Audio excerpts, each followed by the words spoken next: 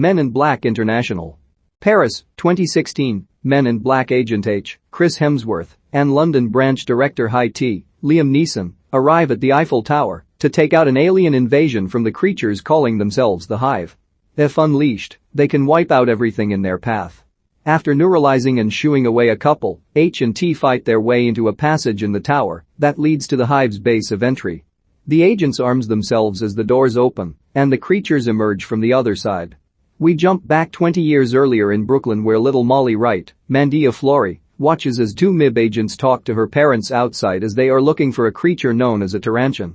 Unbeknownst to them, the creature is in Molly's room, but she sees it as adorable and harmless. The agents neuralize Molly's parents, but this moment changes her life. As an adult, Molly, now played by Tessa Thompson, has been going through different agencies trying to uncover the secret organization that she has been obsessed with finding since that fateful night, all while working a dead-end desk job.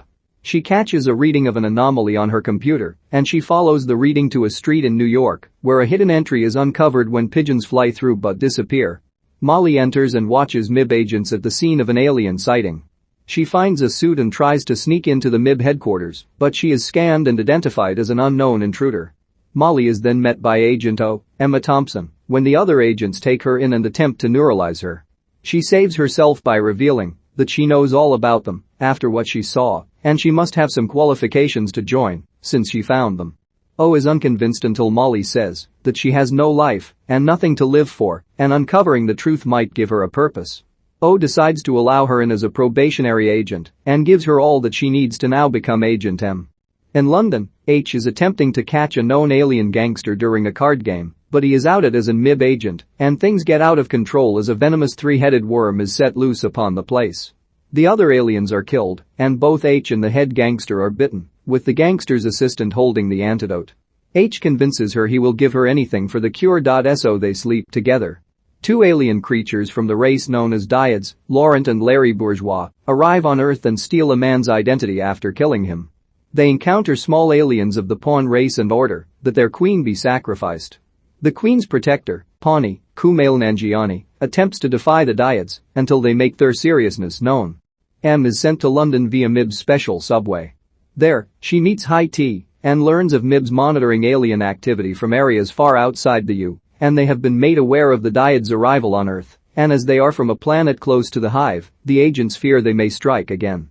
M soon sees H as he enters a meeting where T tells the agents that a member of the Jababian royal family, Vungus, Kevin Novak, wants the agents to show him a good time. H is assigned to be Vungus's chaperone, and M manages to get herself in as his partner to join him on the case. M and H go to a nightclub to meet Vungus. H attempts to hook M up with Vungus, but she refuses. The Dyads show up there and infect Vungus with some kind of poison. As his guards bring him out with the agents following, Vungus's car gets blown up in the street.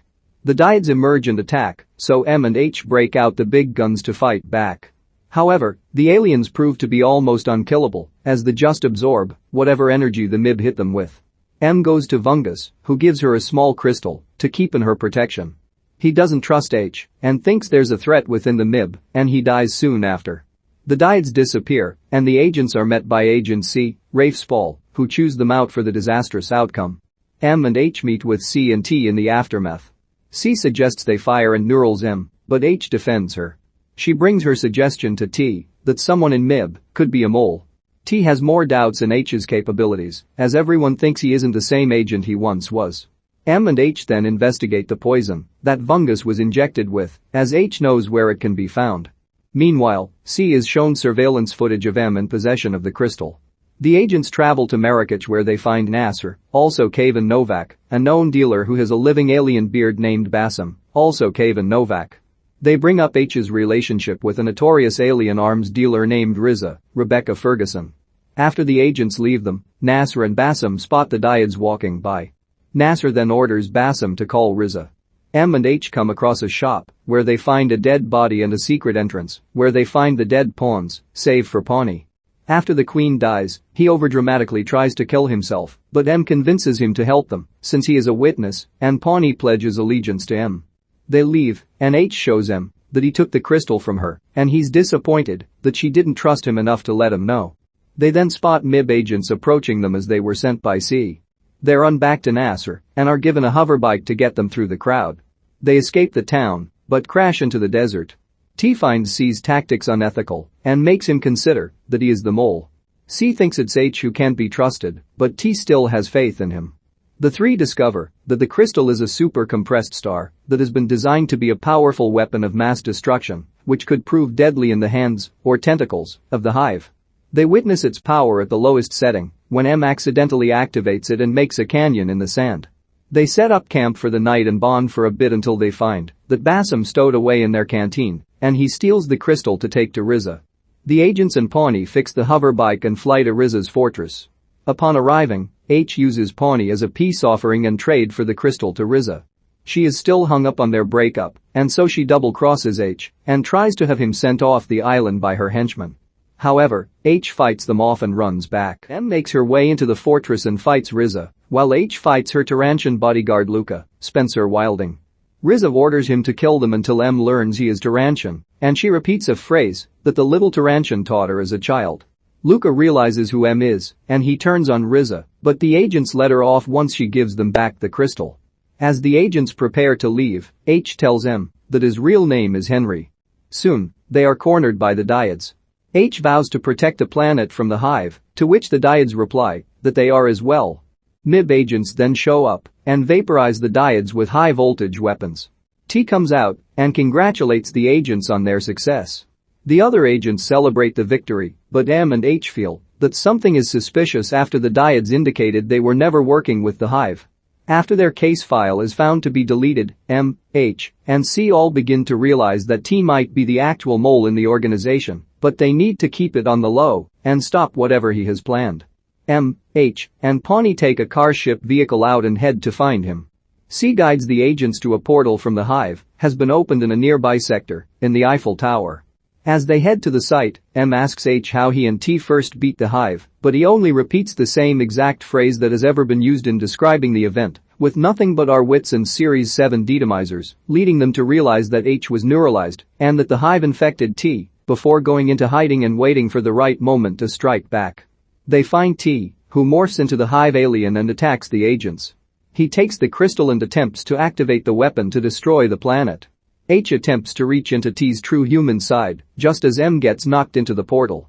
Pawnee jumps in and rescues him by pulling her back and flying with his jet pack.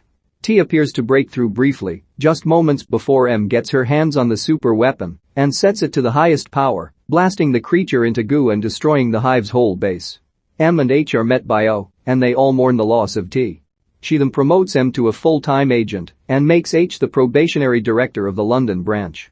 The two agents return home and, now joined by Pawnee, they head out in their car for another mission. Molly Wright has been obsessed with finding the men in black ever since they came by her house as a child and she met a real alien. As an adult, she finds the agency and convinces Agent O to let her in. Molly becomes Agent M and is sent to London to team up with Agent H to stop a threat from a destructive alien race known as the Hive. M is given a crystal from an alien named Vungus that turns out to be a compressed star that has been made into a super weapon. On their mission, they are joined by a small alien named Pawnee, who pledges allegiance to M as his new queen after his original one is killed. Searching for it are the Dyads, twin shapeshifters that drain organic matter of energy. The MIB, led by High T, destroy the Dyads, but the agents realize that T has been a mole in the agency, and he has been wanting to get his hands on the crystal after being infected by a hive alien during his and H's previous encounter with them. M and H fight T in the Eiffel Tower after he morphs into a hive alien trying to use the crystal to destroy planets. M gets her hands on the crystal and destroys both T and the hive's entire base. The two agents are promoted and later joined by Pawnee in further adventures.